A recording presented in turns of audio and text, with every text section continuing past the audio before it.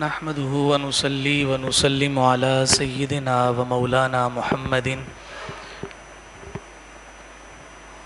رسوله النبي الأمين المكين الحنين الكريم الرؤوف الرحيم.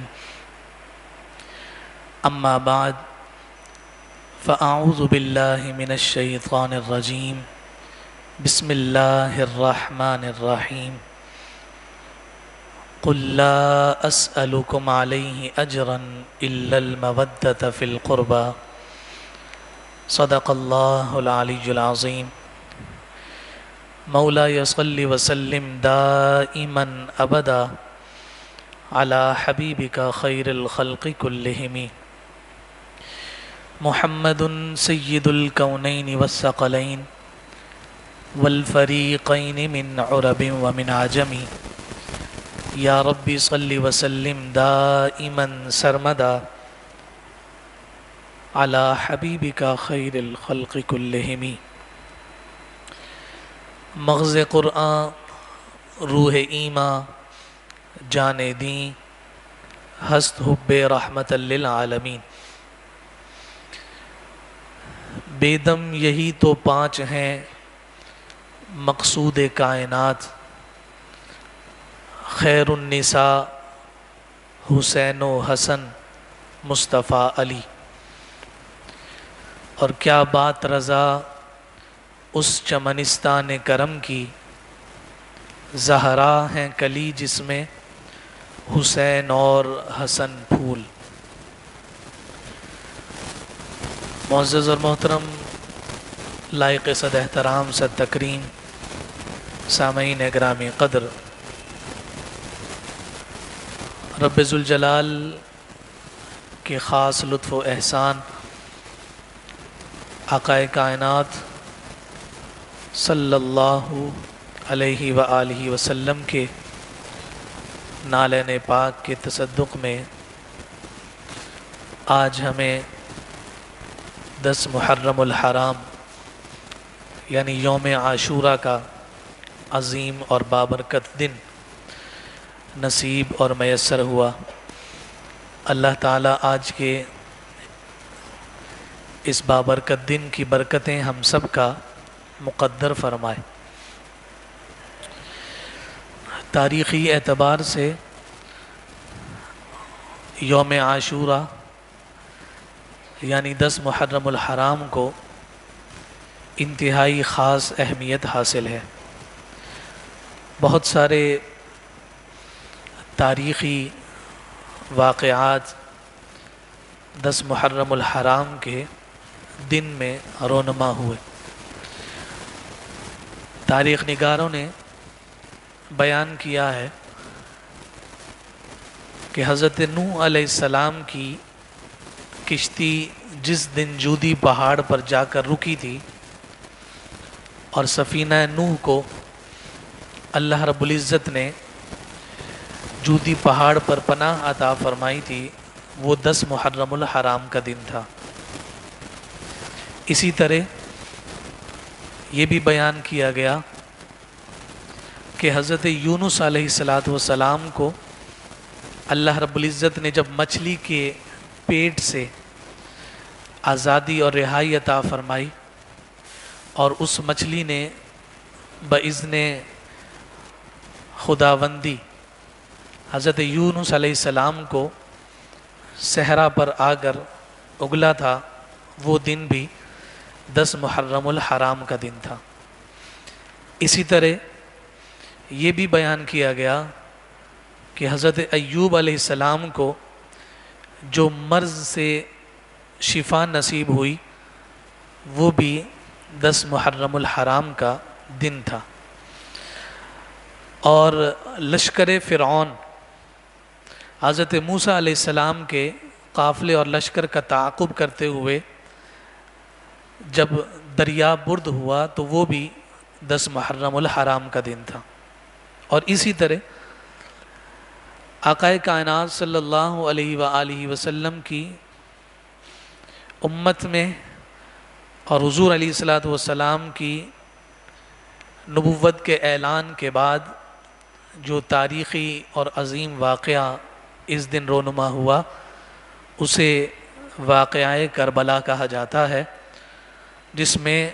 تاجدار کائنات صلی اللہ علیہ وآلہ وسلم کے پیارے نواسے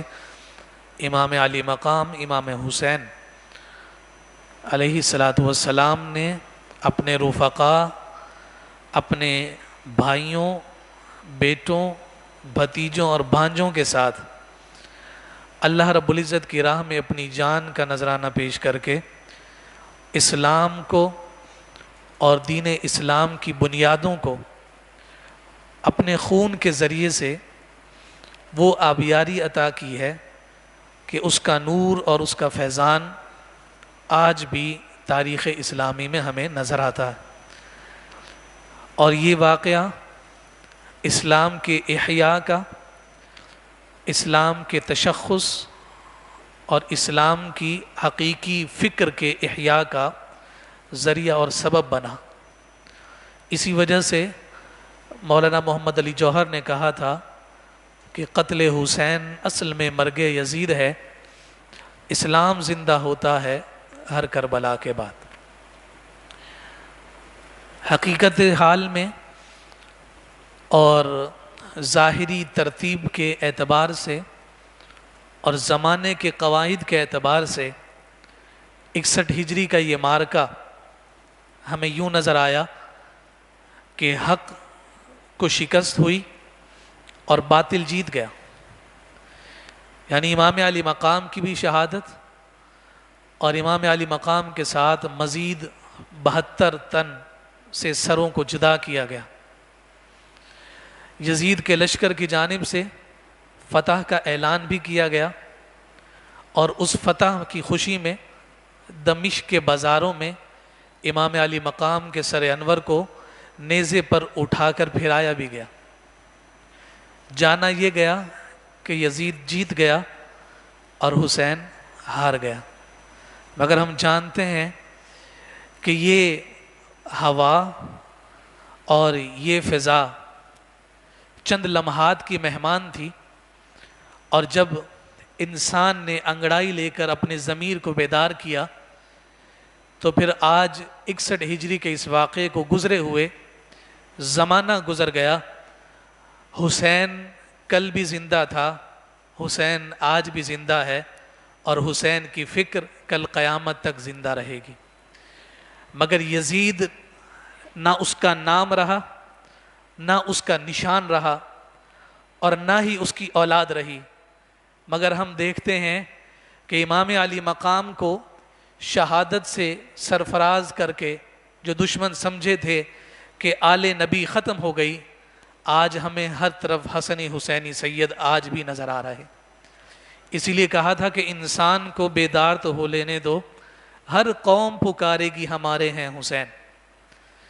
تو امام علی مقام امام حسین علیہ السلام جب حق کا استعارہ بنے اور یزید جب باطل کا استعارہ بنا، تو آج اتنا عرصہ گزرنے کے باوجود حق کی ڈکلیریشن امام علی مقام امام حسین علیہ السلام کے ساتھ۔ یہ دنیا کا دستور اور یہ دنیا کا وتیرہ رہا ہے کہ جب بھی حق کی لڑائی باطل کے ساتھ ہوئی ہے اور حق و باطل باہم دست و گریباں ہوئے ہیں، تو اس دست و گریباں ہونے میں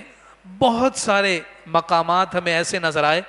جب باطل کا غلبہ نظر آتا ہے، اور انسان کی عقل سوچتی ہے کہ ایک طرف تو کہتے ہیں کہ حق کے ساتھ تائید ایزدی ہوا کرتی ہے، حق کے ساتھ رب ذوالجلال کی مدد اور نصرت ہوا کرتی ہے، مگر باطل غالب کیسے ہو جاتا ہے؟ مثال اگر دیکھنی ہو تو جناب موسیٰ کے مقابلے میں جب فرعون ہے تو ہمیں فرعون غالب نظر آیا، حضرت ابراہیم کے مقابلے میں جب نمرود ہے تو نمرود غالب نظر آیا، خود حضور علیہ السلام کی حیات مبارکہ میں حضور علیہ السلام کے مکی دور کو دیکھا جائے تو باطل غالب نظر آتا ہے اور مسلمان چھپ چھپ کر عبادت کرتے ہوئے نظر آتے ہیں۔ پھر شہدائے کربلا کی اس قربانی کو دیکھا جائے تب بھی باطل غالب نظر آتا ہے۔ اس کا کیا سبب ہے؟ تو یہاں پر بزرگوں نے بیان کیا کہ یہ بھی اللہ رب العزت کی جانب سے ایک انعام ہوا کرتا ہے، اور وہ انعام کیسا ہے فرمایا کہ جب باطل کو رب غلبہ دیتا ہے اور اس غلبے کی وجہ سے انہیں دنیا میں ظاہری طور پر اقتدار اور حکومت نصیب ہو جاتی ہے تو یہ حقیقی کامیابی نہیں. کیوں؟ اس لیے کہ اس اقتدار اور اس حکومت نے تو کبھی ختم ہو ہی جانا ہے، بلکہ یہ اللہ رب العزت کی جانب سے انہیں اقتدار دینے کے بعد ڈھیل دی جاتی ہے کہ شاید یہ سدھر جائیں اور واپس پلٹ آئیں. اور دوسری سمت جب حق کو مغلوب ہوتے ہوئے ہم دیکھتے ہیں تو پھر وہ حق جب مغلوب ہوتا ہے تو قرآن نے تو پہلے ہی بیان کر دیا ان مع العسر یسرا، کہ ہر مشکل کے بعد آسانی ہے. ان مشقتوں، پریشانیوں اور تکالیف پر جب صبر کرتے رہو گے اور صبر کرنے کے بعد جب آسانی آئے گی تو پھر آسانی جب آتی ہے تو پھر حسین ہمیشہ کے لیے زندہ ہو جاتا. اور دوسری طرف جب باطل کی تنابیں کھینچی جاتی ہیں، وہ فرعون جو زمین پر خدا بن کے پھرتا ہے، وہ فرعون جو ہر ایک کو مٹانے کی کوشش اور جستجو کرتا ہے، ہر ایک کا خدا بنا بیٹھا ہے، مگر جب اس ظلم کی تنابیں کھینچی گئی ہیں تو آج ہم دیکھتے ہیں کہ فرعون کو جب بھی یاد کیا جاتا ہے مذمت کے الفاظ کے ساتھ یاد کیا جاتا ہے، اور موسیٰ علیہ السلام حق کا علم بن کر اور حق کا سمبل بن کر ہمیں نظر آتے ہیں. اسی طرح سے نمرود کو دیکھ لیجئے، آج تک نمرود کو حق پر کسی نے نہیں کہا. اگر حق کی ڈکلیریشن کسی ذات کے ساتھ ہے تو وہ امام حضرت ابراہیم علیہ السلام کی ذات ہے. اور آقائے کائنات صلی اللہ علیہ وآلہ وسلم کے دور نبوت کو دیکھ لیے، اس سے بڑا پیغام اور اس سے بڑا فلسفہ ہمیں کہاں نصیب اور میسر ہو سکتا ہے کہ جب تاجدار کائنات صلی اللہ علیہ وآلہ وسلم مکہ المکرمہ میں تبلیغ فرماتے ہیں تو کبھی دشمن جناب صدیق اکبر کے سر کو پھاڑ کر یہ خوشی کا اظہار کرتے تھے کہ ہم جیت گئے. کبھی بلال حبشی جیسے غلام کو تپتے ہوئے ریگزار پر لٹھا کر اور ان کے سینے پر بھاری پتھر رکھ کر یہ جانتے تھے کہ ہم جیت گئے ہیں. کبھی حضرت عمار کے والدین کو جناب وہ شہید کرتے ہوئے اعلان کرتے ہیں کہ ہم فتح یاب ہو گئے. کبھی حضور علیہ السلام کو طائف کے بازاروں میں پتھر مار کر حضور کے نالین کو لہو لہان کر کے وہ اس بات کو ڈکلیئر کرتے ہیں کہ ہم جیت گئے، مگر یہ وقتی طور پر ان کی حکمرانی یا ان کا اقتدار یا ان کی طاقت تھی. مگر جب اس ظلم کی تنابیں کھینچی گئی ہیں اور وہ ذلت اور رسوائی کا شکار بنے تو وہی ابو لہب جب مسلمانوں پر مظالم ڈھائے جاتے تھے اور وہ ہنستا تھا اور تضحیک آمیز انداز میں مسلمانوں کا مذاق اڑایا جاتا تھا، مگر جب اس کی تنابیں کھینچی ہیں اور اسے ذلت اور رسوائی کا شکار کیا گیا تو آپ دیکھیے جب وہ واصل جہنم ہوا ہے، ایسے مرض میں مبتلا ہوا، جب اس دنیا سے گیا ہے اپنے رشتہ دار تو رشتہ دار رہ گئے، اپنی اولاد تو اولاد رہ گئی، یہاں تک کہ غلاموں نے بھی اس کے قریب جانے سے انکار کر دیا، یہاں تک کہ اسے رسیوں سے باندھ کر اور بانسوں کے ساتھ اسے گھسیٹ کر ایک گڑھے میں ڈال دیا گیا اور اس بات کا اعلان کیا گیا جاء الحق وزہق الباطل، ہمیشہ غلبہ حق کا ہی ہوا کرتا ہے.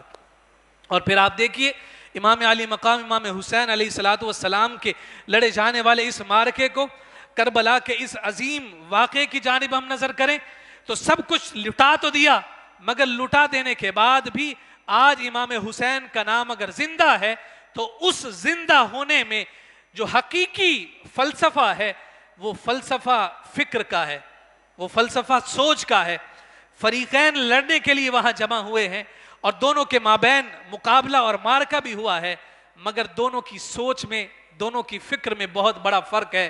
یزید کا لشکر اور یزید کی فوج اپنی ملوکیت، اپنی حکومت، اپنے اقتدار، اپنے جاہ و جلال اور منصب کو بچانے کے لیے آئی ہے، اور دوسری جانب امام علی مقام اپنے رفقا کے ساتھ مصطفیٰ کریم صلی اللہ علیہ وسلم کے دین کو بچانے کے لیے آئے.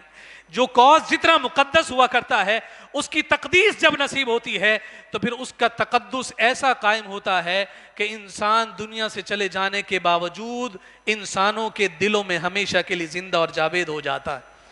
تو امام علی مقام امام حسین علیہ السلام کی یہ شخصیت اور تاجدار کائنات صلی اللہ علیہ وآلہ وسلم کے پیارے نواسوں کے ساتھ حضور علیہ السلام کی وہ والہانہ وابستگی اور امام علی مقام کی یہ شہادت کہ جس کا تذکرہ اور جس کا چرچا اس شہادت سے بہت سال قبل ہو چکا تھا. ہم جانتے ہیں کہ اگر کوئی شخص شہید ہوتا ہے تو اس شہید کی شہادت کے بعد اس شہادت کے چرچے ہوا کرتے ہیں. بہت بڑے بڑے شہداء ہمیں اپنی تاریخ میں نظر آتے ہیں، مگر جب وہ شہید ہوئے تو اس شہادت کے بعد ان کی شہادت کے چرچے ہیں. جناب سیدنا امیر حمزہ رضی اللہ تعالیٰ عنہ کو شہید میدان احد اگر کہا جاتا ہے اور انہیں گورنر مدینہ کہہ کر ان کی شہادت کو سلام پیش کیا جاتا ہے اور ان کی شہادت کا اگر چرچا ہے تو وہ غزوہ احد کے بعد یہ چرچا ہوا ہے، مگر امام علی مقام کی شہادت 61 ہجری میں ہوئی ہے، مگر مدینہ المنورہ میں حضور کے دور میں مدینہ کا بچہ بچہ جانتا تھا کہ مصطفیٰ کے نواسے کو کربلا کے میدان میں شہید کر دیا جائے گا۔ یہ ایسی شہادت تھی کہ جو شہادت سے قبل ہی شہرت کی بلندیوں پر پہنچ چکی تھی۔ اور پھر اس کی وضاحت میں بہت ساری باتیں کی جا سکتی ہیں کہ یہ شہادت دیگر شہادتوں سے منفرد اور اعزاز کی حامل کیوں ہے، اور اس کا سبب کیا ہے۔ اس کا سبب ہمیں حضور علیہ السلام کی اس حدیث مبارکہ سے ملتا ہے جس میں آقا کائنات صلی اللہ علیہ وآلہ وسلم نے ارشاد فرمایا تھا، حسین منی و انا من الحسین، کہ حسین مجھ سے ہے اور میں حسین سے ہوں۔ تو یہاں پر محدثین نے کلام کیا، شارحین بیان کرتے ہیں کہ حسین و منی یہ تو سمجھ آتی ہے کہ حسین مجھ سے ہے، چونکہ حضور نانا ہے تو نانا سے نواسے تو ہوا کرتے ہیں، والد یا والدہ سے بیٹے اور بیٹی تو ہوا کرتے ہیں، مگر بیٹے سے والد کا ہونا یہ کبھی سمجھ نہیں آیا، اور حضور نے فرمایا وَأَنَا مِنَ الْحُسَيْن، اور میں حسین سے ہوں۔ اس سے کیا مراد ہے؟ تو فرمایا کہ سن 60 ہجری 61 ہجری تک حسین منی، حسین مجھ سے ہیں، اور پھر اس کے بعد سے تا قیام قیامت وَأَنَا مِنَ الْحُسَيْن، کہ حق کو بلند کر کے اسلام کی آبیاری اپنے خون کے ساتھ امام عالی مقام نے جو فرمائی، گویا اس جانب اشارہ تھا پیارے نوازے، جو 23 سال کا عرصہ میں نے مشقتوں کو برداشت کر کے جس دین کو کھڑا کیا ہے، 61 ہجری تک تو اس میں میرے مصطفیٰ اور میرے صحابہ کا عمل ہے، مگر 61 ہجری کے بعد سے تا قیام قیامت جہاں کہیں بھی اسلام کا نام لینے والا ہوگا وہ سارے کے سارے حسین تیرے احسان مند ہوں گے کہ تو نے اپنا خون دے کر اس دین کو بچایا ہے۔ اس لیے فرمایا وَأَنَا مِنَ الْحُسَيْن، میں حسین سے ہوں، یعنی دین کی آبیاری، دین کی بقا اور دین کی احیاء کے لیے امام حسین رضی اللہ تعالیٰ عنہ نے جو قربانی پیش کی ہے وہ قیامت کے دن تک ہمارے لیے اتنا بڑا احسان ہے کہ ہم اگر صبح و شام بھی ذکر حسین کرتے رہیں تو امام حسین علیہ السلام کی اس قربانی کا حق ادا نہیں کر سکتے ہیں۔ یہ تو وہ پیارے نواسے ہیں کہ جن کے بارے میں تاجدار کائنات صلی اللہ علیہ وآلہ وسلم نے ارشاد فرمایا، دونوں شہزادے آپ نام سنتے ہیں، امام حسن مجتبیٰ ہیں، امام حسین مرتضیٰ ہیں۔ نہ صرف یہ کہ حضور علیہ السلام نے ان کے نام خود رکھے، بلکہ نام رکھنے کے ساتھ ساتھ آقا کائنات صلی اللہ علیہ وآلہ وسلم انہیں باقاعدہ سونگھا کرتے تھے۔ اور جب صحابہ نے عرض کی یا رسول اللہ آپ سونگھتے کیوں ہیں، تو حضور علیہ السلام نے ارشاد فرمایا کہ یہ میرے دنیا میں 2 پھول ہیں۔ اب اس سے اندازہ لگائیے کہ آقا کائنات صلی اللہ علیہ وآلہ وسلم سے ان کی کس قدر محبت ہوگی۔ یہاں میں ایک بڑا لطیف نکتہ اور خوبصورت بات عرض کرتا چلوں۔ دیکھیے صحابہ کی صف میں ہمارے علماء نے، مجتہدین نے مراتب قائم کیے ہیں۔ آپ سب جانتے ہیں کہ صحابہ کی صف میں سب سے افضل اور سب سے بلند مرتبہ پر جناب سیدنا صدیق اکبر رضی اللہ تعالیٰ عنہ ہیں، جنہیں افضل البشر بعد الانبیاء بالتحقیق کے عظیم لقب سے ملقب کیا گیا۔ یہ خوبصورت ٹائٹل ان کے ساتھ خاص ہے۔ پھر اس کے بعد اگر مراتب کو دیکھتے ہیں تو ہمیں خلفائے راشدین، یعنی ہمارے 4 خلفاء جنہیں خلفائے اربعہ کہا جاتا ہے، ان کا رتبہ اور مقام ہے۔ پھر اس کی بھی کیٹیگریز بنائی، جناب صدیق اکبر پہلے، جناب عمر فاروق دوسرے، جناب عثمان غنی تیسرے، اور جناب علی شیر خدا رضی اللہ تعالیٰ عنہم چوتھے نمبر پر۔ اور پھر اس کے بعد اصحاب بدر کو، یا اس سے قبل عشرہ مبشرہ کو ذکر کیا جاتا ہے، پھر اس کے بعد اصحاب بدر کو، پھر اس کے بعد اصحاب احد کو، اس کے بعد بیت رضوان میں شامل سارے مسلمانوں کو، پھر اس کے بعد فتح مکہ میں جو شامل تھے انہیں، اور پھر آخر میں اعلان کر دیا گیا وَكُلًّا وَعَدَ اللَّهُ الْحُسْنَى، یہ مرتبے تو تمہارے رب نے تمہیں عطا کیے ہی ہیں، مگر سب کے ساتھ رب ذوالجلال نے بہترین وعدہ فرمایا ہے، اور وعدہ یہ ہے کہ مصطفیٰ کے ہر صحابی کو جنت کا حقدار فرمایا ہے۔ یہ مراتب ہمیں صحابہ کی صف میں نظر آئے۔ ایک سوال اٹھا کہ جب صحابہ کی صف میں، جیسے انبیاء کی صف میں بھی مراتب ہیں، حضور کو سب سے بلند رتبہ، پھر اولو العزم انبیاء اور دیگر پھر سارے انبیاء اور رسل کا تذکرہ آتا ہے، سوال یہ اٹھا کہ جب صحابہ کرام رضوان اللہ تعالیٰ علیہ مجمعین کے یہ مرتبے ہیں تو ان صحابہ کی جو اولادیں ہیں، ان صحابہ کی جو اولادیں ہیں، کیا ان کے رتبے بھی اسی اعتبار سے ہوں گے کہ جناب صدیق اکبر کی اولاد تمام صحابہ کی اولاد سے افضل ہوگی؟ جناب عمر فاروق کی اولاد اب حضرت صدیق اکبر کی اولاد کو چھوڑ کر سارے جو ہے صحابہ کی اولادوں سے افضل ہوگی؟ یہ جب ایک بحث چھڑی کہ ان اولادوں کے مرتبے کو کیسے طے کیا جائے گا، تو پھر شیخ محقق شیخ عبدالحق محدث دہلوی رحمۃ اللہ تعالی علیہ نے بھی اور جناب ملا علی قاری نے شرح فقہ اکبر میں اس بات کو ذکر کیا اور اس کی وضاحت کی کہ انبیاء کے بھی مراتب اپنی جگہ، صحابہ کو جو اللہ رب العزت نے فضائل اور مناقب اور مرتبے عطا کیے وہ بھی اپنی جگہ، مگر جب ان اولادوں کے مراتب کی بات کی جائے گی تو فرمایا کہ آل فاطمہ کی اولاد یعنی آل فاطمہ سے صحابہ میں سے کسی کی اولاد کا کوئی مقابلہ نہیں، یعنی حضرت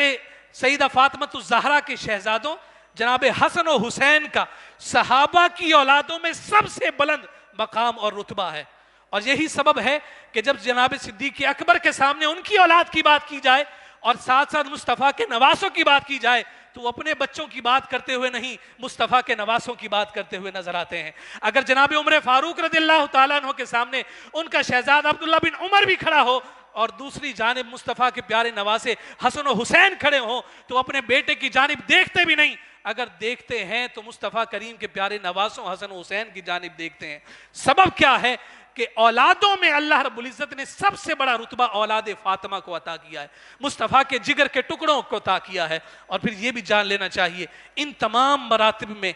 14 نجیب صحابہ ہیں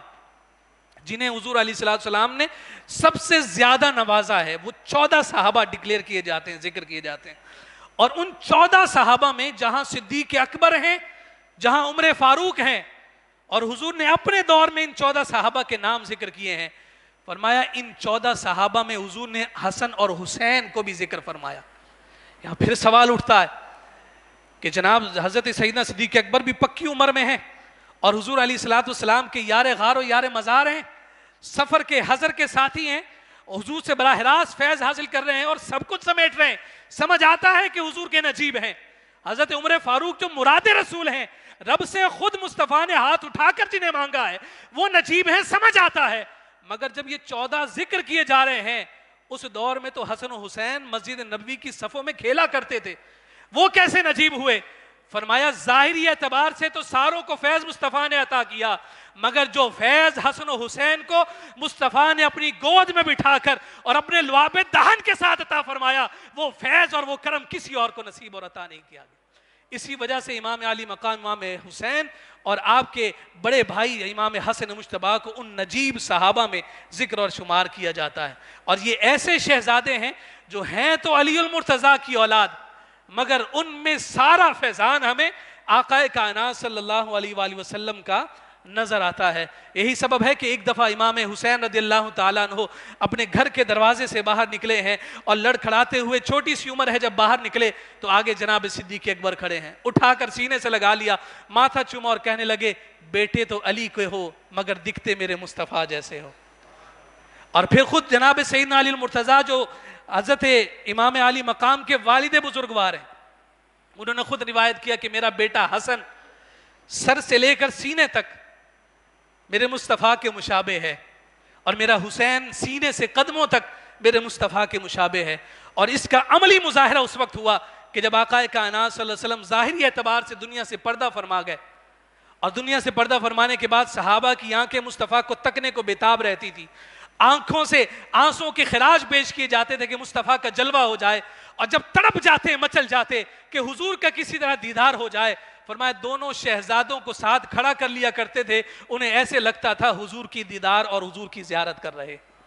یہ آقا کائنات صلی اللہ علیہ وآلہ وسلم نے جو اپنے نور سے ان دونوں شہزادوں کو فیضیاب اور سیراب فرمایا ہے۔ یہی سبب ہے کہ سیدہ فاطمہ الزہرا سلام اللہ علیہا جو حضور علیہ السلام کی پیاری شہزادی، جنہیں شہزادی کونین کہا جاتا ہے، جنہیں سیدۃ نساء العالمین کہا جاتا ہے، یعنی عالمین کی جملہ عورتوں کی سردار جناب سیدہ فاطمہ الزہرا سلام اللہ علیہا، اور انہی کے شہزادوں کو سیدہ شباب اہل الجنہ کہا جاتا ہے، جنتی جوانوں کے سردار امام حسن و امام حسین ہیں۔ اور پھر ساتھ یہ بھی دیکھیے اس حدیث مبارکہ کو اس سارے تناظر میں دیکھیے، جب ایک صحابی نے آ کر عرض کیا تھا یا رسول اللہ متی الساعہ، قیامت کب آئے گی؟ حضور نے فرمایا قیامت کو چھوڑ، یہ بتا ما آتت لہا، تو نے قیامت کے لیے تیاری کیا کی ہے؟ تو انہوں نے کہا تھا نہ نمازیں زیادہ، نہ روزے زیادہ، نہ زکوٰۃ زیادہ، نہ حج اور ذکر و اذکار زیادہ، مگر اتنا ہے کہ میں اللہ اور اس کے رسول سے ٹوٹ کر پیار کرتا ہوں۔ تو حضور علیہ الصلوۃ والسلام نے فرمایا تھا انت مع من احببت، بس تو جس سے پیار کرتا ہے کل قیامت کے دن تو اسی کے ساتھ ہوگا۔ اور ایک طرف حضور نے فرمایا دنیا میں جس سے تو نے پیار کیا کل قیامت کے دن تو اسی کے ساتھ ہوگا، اور دوسری طرف اعلان کیا میرے یہ دونوں شہزادے جنتی جوانوں کے سردار ہیں، فرمایا اگر ان کی سرداری کا سایہ لینا ہے، دنیا میں ان کا نام لیتا رہے رب ذوالجلال، کل قیامت کے دن تجھے میرے نواسوں کے ساتھ ہی اٹھائے گا۔ اس لیے اگر امام عالی مقام کا روحانی فیض دنیا کے ساتھ ساتھ آخرت میں بھی چاہیے تو ان کے ذکر خیر سے اپنے مبارک دلوں کو روشن اور منور رکھا کریں۔ پھر آپ ذرا یہ دیکھیے نبی مکرم شفیع معظم صلی اللہ علیہ وآلہ وسلم کے اس خانوادے، اس اہل بیت اور ان پیارے نفوس سے قرآن نے کیا تعلق قائم رکھنے کا حکم دیا ہے، اور وہ آیت مبارکہ بڑی کثرت کے ساتھ اہل بیت اطہار کے فضائل و مناقب میں ذکر کی جاتی ہے۔ قُلْ لَا أَسْأَلُكُمْ عَلَيْهِ أَجْرًا إِلَّا الْمَوَدَّةَ فِي الْقُرْبَى، کہ حضور علیہ السلام کی زبان مبارک سے اعلان کروایا گیا کہ محبوب ان سے کہہ دیجئے کہ یہ جتنی بھی مشقتیں دین اسلام کی تبلیغ اور توحید باری تعالیٰ کی ترویج میں نے اختیار کی ہیں، میں اس پر تم سے کوئی اجر نہیں لیتا، میں اس پر تم سے کوئی اجر نہیں لیتا، مگر إِلَّا الْمَوَدَّةَ فِي الْقُرْبَى، مگر اتنا ضرور ہے کہ میرے اہل بیت اور میری جو قرابت دار ہیں ان سے مودت قائم کرو۔ ایک لفظ محبت ہے اور دوسرا لفظ مودت ہے، اور جب ہم محبت کی بات کرتے ہیں تو اس کی بہت ساری تعریفات ذکر ہو جاتی ہیں۔ قرآن نے محبت کی جگہ مودت کا لفظ استعمال کیا ہے، اور اسے پھر صوفیاء نے اپنی تفاسیر میں ذکر کیا کہ اس مودت سے کیا مراد ہے۔ کہا اگر اس مودت کو سمجھنا ہو، یعنی محبت کے بعد کا رتبہ مودت ہے، اس سے عظیم رتبہ ہے، مودت کو سمجھنا ہو تو یوں سمجھو کہ جیسے مچھلی کو پانی سے نکال دیا جائے اور وہ مچھلی پانی کی محبت میں تڑپتی مچلتی رہ جاتی ہے، اور اگر اسے پانی میسر نہ ہو تو مر مٹ جاتی ہے۔ فرمایا یہی مودت ہے، اگر کسی دل سے اہل بیت اطہار کی مودت نکل جائے تو پھر وہ تڑپتے مچلتے مر جائے گا، مگر اس محبت کے بغیر زندہ نہیں رہ سکے گا۔ یعنی ایمان کی حلاوت، ایمان کی حرارت، ایمان کی دولت، ایمان کی سرشاری کے لیے لازم اور ضروری ہے کہ ان مبارک نفوس سے اپنی محبت کا اظہار کیا جائے۔ اس ضمن میں بہت ساری گفتگو کی جا سکتی ہے، اور یہ ایسا وسیع باب ہے، اس پر جتنی گفتگو کی جائے وہ جو تشنگی ہے وہ مزید بڑھتی چلی جاتی ہے۔ اس سے مزید کیا عظمت اور شان ہے، اس سے مزید کیا برتری، کیا فضیلت ہے، اور انسان اسی میں مستغرق رہتا ہے۔ مگر امام علی مقام امام حسین ہوں، امام حسن مجتبی ہوں، مصطفیٰ کی شہزادی فاطمہ الزہرا ہوں، اور آقا کائنات صلی اللہ علیہ وسلم کے پیارے داماد علی شیر خدا ہوں، ان کی باتوں کا تذکرہ اور ان کے نفوس کا تذکرہ انسان کرتا رہتا ہے، مگر اس سے کبھی بھی جی نہیں بھرتا۔ میں یہاں ایک بات عرض کر کے بات کو ختم کرتا ہوں، مگر ہم اسی عنوان کو انشاءاللہ آج عشاء کی نماز کے بعد جو ہماری دوسری مجلس آج کے اس بابرکت اور مقدس دن کے حوالے سے سجے گی، اس میں انشاءاللہ ہم اس عنوان کو مزید آگے بڑھائیں گے۔ ان محبت یعنی ان مبارک نفوس سے محبت ہمارے لیے کتنی اہمیت کی حامل ہے، اس بات کو ذرا ملحوظ خاطر رکھتے ہوئے میری اس عرضی کو، اس گزارش کو ذرا اپنے دلوں کے کانوں کو زندہ اور جاوید کر کے سماعت کریں، اور پھر ذرا اندازہ لگائیے کہ اللہ رب العزت کو یہ مبارک نفوس اور مصطفیٰ کو ان مبارک ہستیوں سے کس قدر پیار اور کس قدر ان سے جو ہے نا محبت ہے۔ تاجدار کائنات صلی اللہ علیہ وآلہ وسلم، یہ حدیث مبارکہ جمع الجوامع میں امام جلال الدین سیوطی رحمۃ اللہ تعالی علیہ نے ذکر فرمائی ہے کہ آقا کائنات صلی اللہ علیہ وآلہ وسلم اپنے کاشانہ اقدس سے باہر تشریف لائے تو آپ کے چہرہ انور پر کچھ پریشانی کے آثار تھے۔ جناب سیدنا عمر فاروق رضی اللہ تعالیٰ عنہ سامنے موجود تھے، اور آپ فوراً حاضر ہوئے اور عرض کرنے لگے یا رسول اللہ آپ پریشان دکھتے ہیں۔ آقا کائنات صلی اللہ علیہ وسلم نے ارشاد فرمایا کہ گھر میں حسن اور حسین بھوکے ہیں اور گھر میں کھانے کو کچھ نہیں ہے، عمر کیا تمہارے پاس کوئی کھانے کا انتظام ہو سکے گا؟ حضرت عمر فاروق رضی اللہ تعالیٰ عنہ فرماتے ہیں، اس کا پس منظر بھی ذرا سمجھ لیجئے۔ اس کا پس منظر یہ ہے کہ حضرت عمر فاروق رضی اللہ تعالیٰ عنہ پر جب ابو لؤلؤ فیروز نے حملہ کیا تھا اور آپ زخمی ہو گئے تھے، تو آپ کے زخمی ہونے کے بعد آپ نے 6 افراد کی شورا قائم فرمائی تھی 6 افراد کی شورا بنائی تھی، اور وہ شورا اس لیے بنائی گئی کہ اب وہ مشاورت کریں اور مشاورت کے بعد نئے امیر المومنین کا اعلان کریں۔ اس شورا میں جو افراد شامل تھے وہ حضرت سیدنا عثمان غنی تھے، جناب سیدنا علی المرتضیٰ علی شیر خدا رضی اللہ تعالیٰ عنہ تھے، حضرت طلحہ بن عبید اللہ تھے، حضرت زبیر بن عوام تھے، حضرت سعد بن ابی وقاص تھے، اور حضرت عبد الرحمن بن عوف رضی اللہ تعالی عنہم تھے۔ یہ 6 صحابہ، ان کی جب شورا بنائی تو حضرت عمر فاروق کی شہزادی ام المومنین سیدہ حفصہ حاضر ہوئیں اور عرض کرنے لگیں ابا جان یہ 6 افراد کم ہیں، ان کی تعداد بڑھا دیجئے۔ فرمایا کیوں؟ کہا کہ یہ 6 لوگ مشاورت تو کر لیں گے، مگر اگر ان کے ساتھ کوئی اور بھی شامل ہوگا تو انہیں مشورہ کرنے میں آسانی ہوگی۔ یہاں پر یہ لطیف بات بھی عرض کروں کہ حضرت عمر فاروق رضی اللہ تعالی عنہ کے بہت سارے شہزادے بھی تھے۔ عبداللہ بن عمر کا عظیم نام ہم سب کے نظروں میں، مگر حضرت عمر فاروق کی جو کنیت ہے وہ ابو حفص ہے، اور آپ جانتے ہیں کنیت ہمیشہ بیٹے کے نام پر رکھی جاتی ہے، مگر حضرت عمر فاروق نے اپنی کنیت ابو حفص رکھی، اور جب اس کا سبب پوچھا گیا تو فرمایا بیٹوں کی جانب سے وہ نسبت مجھے مصطفیٰ سے نہیں ملتی جو میری بیٹی حفصہ کی جانب سے ملتی ہے۔ یعنی سیدہ حفصہ حضور کی زوجہ محترمہ، ہم سب کی ماں، اور حضرت عمر فاروق کی شہزادی اور صاحبزادی ہیں۔ فرمایا میری بیٹی کے ذریعے سے مصطفیٰ سے جو قربت ملتی ہے، فرمایا اس وجہ سے میں اپنے آپ کو ابو حفص کہا جاتا ہوں، اس لیے نسبتوں کی اہمیت کو سمجھنا چاہیے۔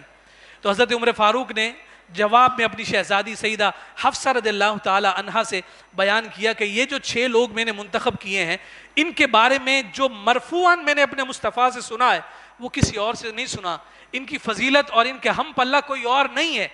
تو سیدہ حفصہ نے عرض کیا ابا جان اب آپ بتائیے ذرا یہ جو 6 لوگ ہیں ان 6 لوگوں کی کیا فضیلت سماعت کی ہے، ان باتوں کو ذرا اپنے دلوں کے کانوں کو زندہ کر کے سماعت کیجئے اور اپنے دل کو ٹھنڈک اور راحت پہنچائیے کہ حضور علیہ السلام نے اپنے پیارے صحابہ کو کیسے کیسے نوازا ہے۔ تو حضور علیہ السلام نے ٹیک لگا کر بیٹھ گئے اور فرمایا بیٹی حفصہ سنو، میں نے علی المرتضیٰ کے بارے میں خود حضور سے سنا ہے، آقا کائنات صلی اللہ علیہ وسلم نے ارشاد فرمایا انت اخی فی الدنیا والآخرہ، کہ اے علی تم دنیا میں بھی اور آخرت میں بھی میرے بھائی ہو۔ پھر فرمایا کہ عثمان کے بارے میں پوچھنا چاہتی ہو کیا فضیلت ملی ہے؟ میں نے خود اپنی کانوں سے سنا ہے کہ حضور علیہ السلام نے ارشاد فرمایا ہے کہ اسے ظلماً شہید کیا جائے گا، اور جب اس کا جنازہ اٹھے گا رب ذوالجلال کے فرشتے اس کے جنازے کو کندھا دینے کے لیے آئیں گے۔ اور پھر فرمایا کہ تم سعد کے بارے میں جاننا چاہتی ہو؟ سعد بن ابی وقاص رضی اللہ تعالیٰ عنہ رشتے میں حضور کے ماموں بھی لگتے ہیں، حضرت آمنہ کے ایک اعتبار سے بھائی ہیں، تو حضور علیہ السلام کے ماموں بھی لگتے ہیں۔ حضرت سعد بن ابی وقاص کو جو فضیلت ملی، حضرت عمر فاروق رضی اللہ تعالیٰ عنہ فرماتے ہیں کہ جو احد کا دن تھا اور اس دن سارے لوگ اپنی جانوں کو بچا رہے تھے، اور اس دن سعد بن ابی وقاص حضور کے سامنے کھڑے تھے، حضور انہیں تیر اٹھا کر دیتے تھے اور وہ کمان میں ڈال کر دشمنوں کی جانب پھینکتے تھے۔ ہم ساری زندگی کہتے ہیں میرے ماں باپ آپ پر قربان یا رسول اللہ۔ سیدنا عمر فاروق فرماتے ہیں کہ اس دن میرے مصطفیٰ کہتے تھے فدا کا ابی و امی یا سعد بن ابی وقاص، اے سعد مجھ مصطفیٰ کے ماں باپ آمنہ اور عبداللہ تیری فضیلتوں پر قربان ہوں۔ اور پھر اس کے بعد دیکھیے حضرت زبیر بن عوام رضی اللہ تعالیٰ عنہ حضور کے پھوپھی کے بیٹے لگتے ہیں، اور ان کے بارے میں دریافت کیا اور فرماتے ہیں کہ ان سے غزوہ خندق کے موقع پر حضور سے عرض کی گئی یا رسول اللہ جناب عیسیٰ کو بہت سارے حواری دیے گئے تھے، تو ان حواریوں میں تو بڑے بڑے نام تھے، کیا آپ کی صف میں بھی کوئی اس مرتبے کا ہے؟ تو آقا کائنات صلی اللہ علیہ وسلم نے فرمایا میرا پھوپھی زاد بھائی زبیر بن عوام میرے حواریوں میں سے ہے۔ اور حضرت طلحہ بن عبید اللہ رضی اللہ تعالیٰ عنہ احد کے میدان میں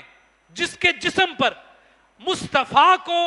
بچاتے ہوئے اور مصطفیٰ کو حفاظت دیتے ہوئے سب سے زیادہ زخم لگے تھے، انہیں طلحہ بن عبید اللہ کہتے ہیں۔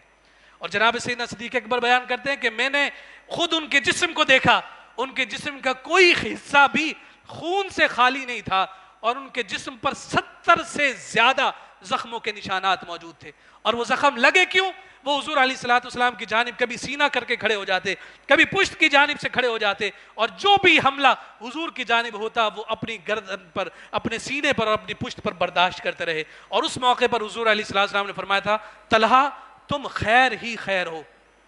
اور پھر فرماتے ہیں کہ عبد الرحمن کی بات تو پوچھو ہی نہ، فرمانے لگے کہ حضور علیہ السلام اپنے گھر سے باہر تشریف لائے، اور جب باہر تشریف لائے تو ان کی پریشانی کو دیکھا، عرض کی یا رسول اللہ کیا معاملہ ہے؟ تو آقا کائنات نے فرمایا کہ گھر میں کھانے کو کچھ نہیں، حسن و حسین کو بھوک لگی ہے۔ حضرت عمر فاروق فرماتے ہیں کہ ابھی میں اپنی جوتیاں سیدھی کر رہا تھا کہ عبد الرحمن بن عوف نے کہیں سے سن لیا اور انہیں دوڑ لگا دی، اپنے گھر گئے اور گھر جا کر پوچھا، اور جا کر پوچھنے لگے کہ گھر والوں سے کہ گھر میں کچھ ہے؟ تو انہوں نے کہا کہ تھوڑا سا آٹا ہے۔ فرمایا فوراً سے روٹی تیار کرو۔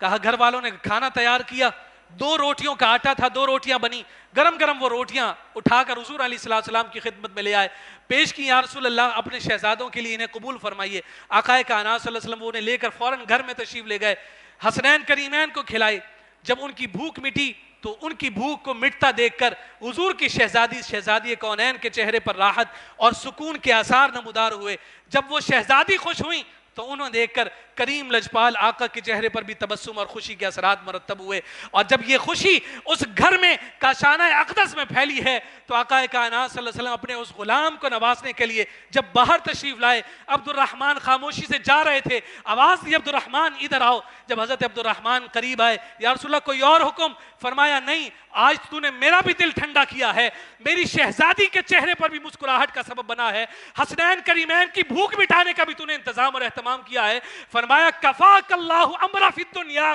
اللہ رب العزت تجھے دنیا میں کبھی بھی محتاج کسی کا نہ کرے گا، تجھے رب اتنا عطا کرے گا کہ تو صرف دینے والا ہوگا، کبھی تجھے لینے والا نہ بنائے گا۔ وَأَمَّا الْآخِرَةُ فَأَنَا لَهُ الدَّامِنُ، فرمایا کہ آخرت کی بات کرتا ہے، ان 2 روٹیوں کے بدلے میں میں کل قیامت کے دن تجھے جنت کی ضمانت عطا کرتا ہوں۔ اللہ اکبر، یا رسول اب اس سے اندازہ لگائیے کہ ان مبارک ہستیوں اور ان مبارک نفوس کے ساتھ جس محبت اور اس عقیدت کا اظہار اگر ایک صحابی کرے تو مصطفیٰ اسے جنت کی بشارت عطا کر دیتا ہے، اور پھر ان جنتی سرداروں سے اگر کوئی مصطفیٰ کا امتی اپنی محبت اور عقیدت کا اظہار کرے تو پھر مصطفیٰ کریم کیسے نظر رحمت اور کیسے نظر شفقت فرماتے ہیں۔ اس لیے فرمایا حسن و حسین کو راضی کر لو، ان کے نانا راضی ہو جائیں گے، اور جب مصطفیٰ راضی ہو جائیں گے تو رب ذوالجلال خود بخود راضی ہو جائے گا۔ رب ذوالجلال ہم سب کو ان مبارک ہستیوں کے فیضان سے سرشار فرمائے، اور یہ مبارک اور خوبصورت گھرانہ جس انداز میں امت پر ہمیشہ احسان کر رہا ہے اور یقیناً کرتا رہے گا، یہ سب کچھ مصطفیٰ کے گھر والوں کی خیرات اور گھر والوں کا صدقہ ہے کہ آج عالم اسلامی اپنے وقار کے ساتھ جینے کے قابل ہے۔ اسی لیے تو حضرت امام علی مقام کو اس دین کا یعنی داعی ثانی کہا جاتا ہے، بانی ثانی بھی کہا جاتا ہے، اور اسی وجہ سے ہی کہا گیا تھا کہ اسلام زندہ ہوتا ہے ہر کربلا کے بعد۔ ہمیں اس فلسفہ کو سمجھنے کی ضرورت ہے اور اسی پر ہمیں نظر کرنے کی ضرورت ہے۔ انشاءاللہ باقی گفتگو آج عشاء کی نماز کے بعد رب ذوالجلال